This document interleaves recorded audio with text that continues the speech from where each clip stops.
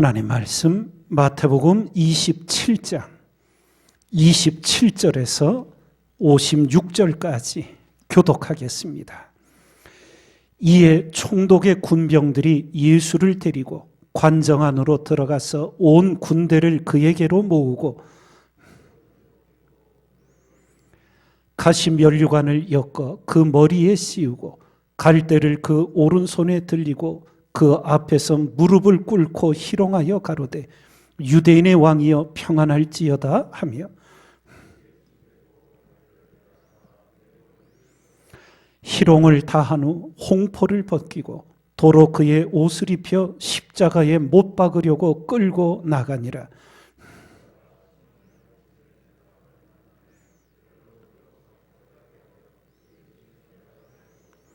골고다 즉 해골의 곳이라는 곳에 이르러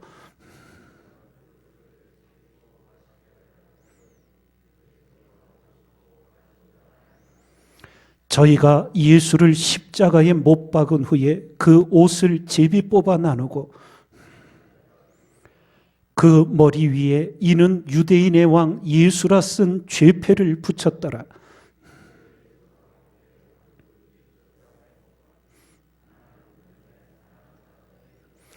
지나가는 자들은 자기 머리를 흔들며 예수를 모욕하여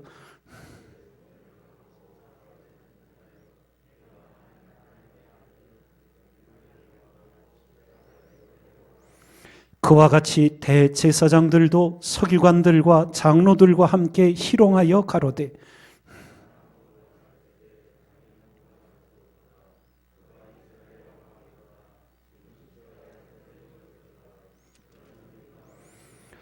저가 하나님을 신뢰하니 하나님이 저를 기뻐하시면 이제 구원하실지라 제 말이 나는 하나님의 아들이라 하였도다 하며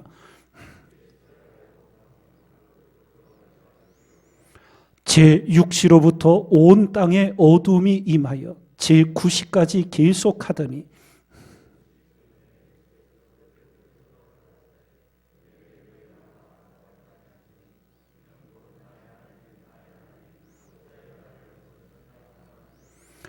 거기 섰던 자 중 어떤 이들이 듣고 가로되 이 사람이 엘리야를 부른다 하고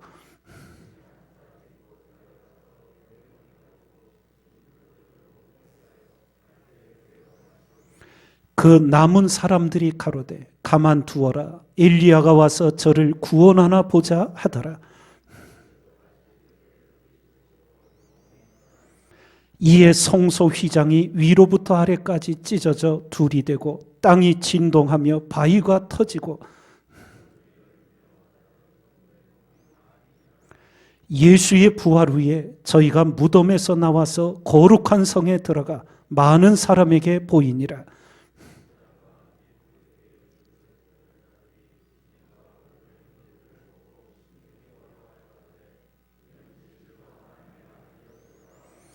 예수를 섬기며 갈릴리에서부터 쫓아온 많은 여자가 거기 있어 멀리서 바라보고 있으니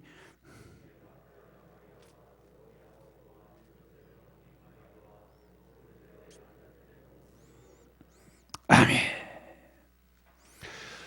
오늘은 성금요일 예수님께서 십자가에 못 박히신 날을 기억하며 지내는 날입니다. 오늘 먼저 예수님의 십자가 처형이 성경적으로 어떤 의미가 있는지 우리가 분명히 알고 있어야 합니다. 로마 시대 가장 흉악한 범죄자들에게 행하였던 사형법 그것만이 아닙니다. 예수님이 왜 그 나무 십자가를 지고 피를 흘리며 고통을 겪으셔야 했는지 성경적으로 우리가 분명히 알아야 합니다. 십자가 처형은 우연히 된 게 아니에요. 두 가지인데 첫 번째는 구약 성경에 율법의 하나님 말씀하시기를 나무에 달린 자마다 하나님의 저주 아래 있다고 선언하셨습니다. 나무에 달린 자마다. 우리가 죄 때문에 받아야 할 하나님의 저주를 예수님께서 대신 받으셨다는 것을 성경이 분명히 증거해 주기 위함입니다. 하나님의 저주를 그 나무의 십자가에 달려 예수님이 대신 감당하셨다는 것. 그리고 또 하나, 이 십자가 처형은 우리가 알듯 예수님께서 머리에 가시관을 쓰셔서 머리에서부터 피가 났습니다. 또 골고다로 십자가를 지고 가시기 전 채찍을 등에 맞으셔서 등에 살이 해지고 피가 흥건히 흘렀습니다. 그리고 십자가에 못 박히시며 양손과 양발에 피가 흐르게 되었고, 마지막 예수님의 죽음을 확인하기 위해 로마 궁병이 주님의 옆구리를 찔렀을 때 물과 피가 나왔다고 성경이 증거합니다. 이 십자가 처형을 통한 피가 왜 중요한 의미를 갖느냐? 우리가 레위기 말씀을 통해 보듯이 생명이 피에 있으므로 피가 죄를 속하느니라 말씀을 가르쳐 주셨어요. 그래서 구약시대에는 우리 사람의 죄를 대속하기 위해 짐승의 피를 대신 흘리도록 하나님이 허용을 하신 거였어요. 사람이 피를 흘리면 죽어야 되니까 짐승의 피를 대신 흘리는 것으로 속죄를 하셨단 말이에요. 그런데 주님의 보혈이 십자가에서 흘려짐으로 이제 다시는 짐승의 피가 흘려지지 않고 그 보혈로 영원한 우리의 죄악을 속하는 속죄의 은혜가 임하게 된 것입니다.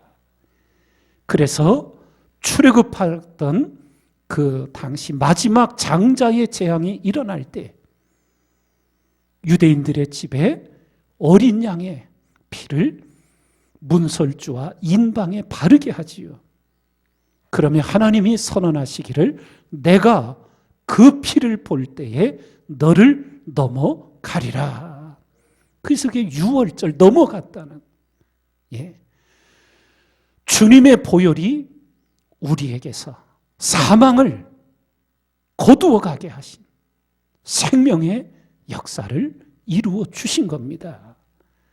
그래서 십자가 처형은 우연히 된 것이 아니라 주님의 말씀의 뜻을 다 이룬 것이라는 것을, 하나님의 저주를 그리고 우리의 죄를 속죄하는 것이 바로 그 나무 십자가에 달리심으로 다 이루셨다는 것을 우리에게 가르쳐주고 있습니다.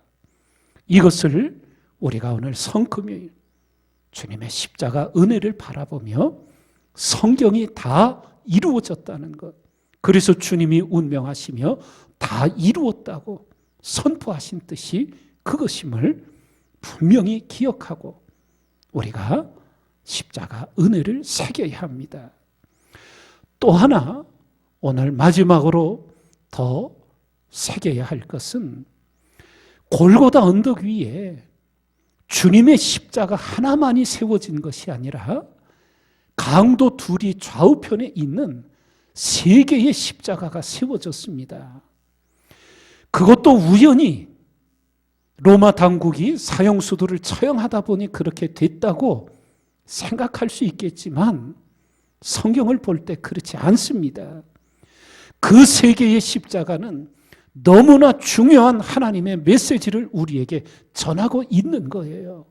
그게 뭐냐 하면 예수님의 십자가 앞에서 사람이 택할 수 있는 2가지 길이 있다는 거예요. 하나는 주님을 끝까지 거부하여 멸망에 이르는 것이고, 그 마지막 순간이라도 주님을 믿고 영접하면 구원의 문이 열린다는 것을 그 3개의 십자가로 온 인류에게 분명히 전해주고 있는 거예요.